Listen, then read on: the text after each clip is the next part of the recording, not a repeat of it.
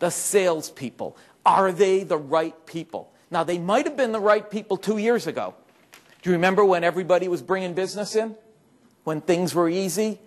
And easy is a general term. Generally, compared to today, things were a lot easier. There was money, people were spending it, they were buying the stuff that you sold, so it was easier. But not for all of you. For some of you, it's always been hard. And you've really needed to have an effective sales organization in order to compensate for hard. How many of you have a pricing model in your business where you are always the most expensive? Show of hands. Okay, high enough so everyone can see. Okay, so for those of you who had the more expensive stuff, it was never easy. Every single day with every single prospect at every single opportunity, you had to be able to outsell your competition to justify why you had a higher price.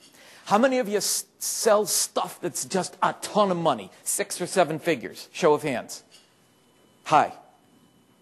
Okay, so scattered through the room, we might have a half a dozen of those. And if you're selling expensive stuff, 6, 7 figures or more, it was never easy.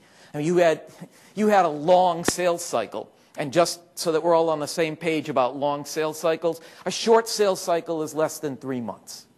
A medium sales cycle, 3 to 6 months, maybe 9 months. A long sales cycle, 9 to 18 months, and then after that comes government.